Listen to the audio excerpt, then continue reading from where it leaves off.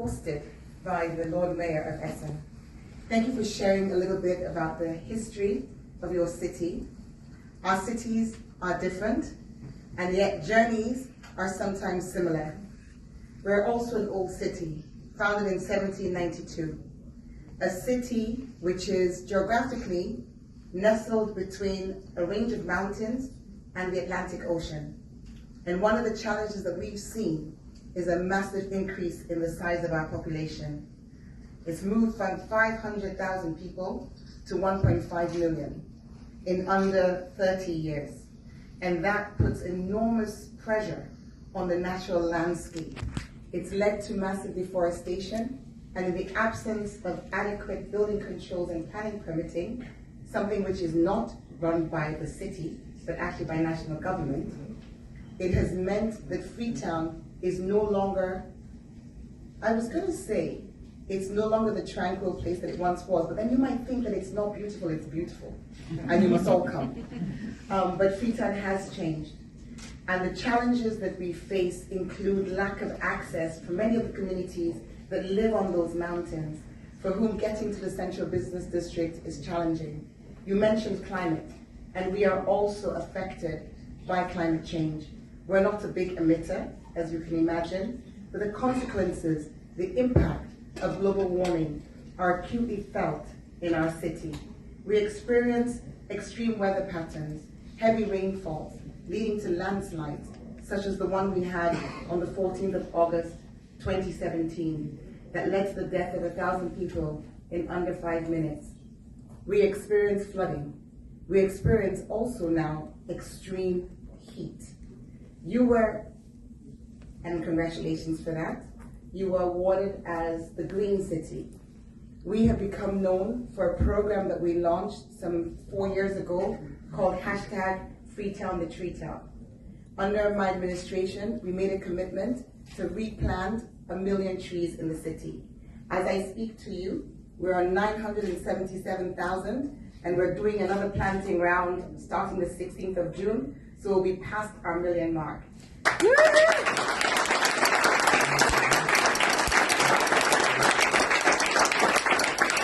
And when you hit one target, you set yourself another one. So we've set ourselves a target of 5 million trees by 2030. Now, our trees are planted at seedling level, which means they're about this high when they come into the ground. So it's going to take us some years for us to see the full benefit, but we're already beginning to feel it. And onto the cable car, the reason that we're here today. The cable car presents an impressive and necessary opportunity for our city. We have currently, you say the Germans don't like to give up their cars? Well, not everybody has a car. We actually have quite a low car ownership percentage. 80% of people use public transport, but it's not public transport as you would imagine. It's not mass transit. It's actually low occupancy vehicles. So the tuk-tuks, the three-wheelers, the okadas, the two-wheelers, the poda-podas, the old vans, which are heavy polluters, create a lot of traffic, and frankly aren't good for anyone's health. So having the cable car enables us to leapfrog quite significantly and quickly.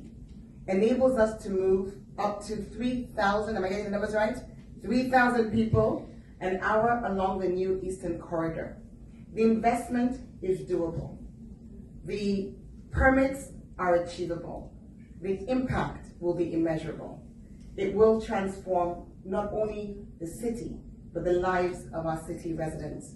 So we're very excited to be here, and thank you again, Essen. I did ask, why are we having a cable car conference in Essen? Do you have a cable car? The answer I'm told is no. Not yet. So at the rate at which we're going, this has to be a competition. We need to get our cable car before you do. All the cable car people in the room, do you hear? You're committing to Freetown first. We'd like to thank you. We'd like to thank you for hosting this. In our earlier session today, somebody made a statement that I'm actually really going to hold in my heart. He said he feels that in the same way that the mobile phones leapfrogged over landlines And in Africa, the penetration of mobile phones far exceeds that of landline telephones. That the cable car has the potential to leapfrog over the challenges that are experienced with the motorways, with the flyovers, with the traffic jams, and to become the transport solution of choice. And the transport solution, which is also green, reduces emissions, improves health, increases connectivity, and ensures that the economic productivity that we want in our city is achieved.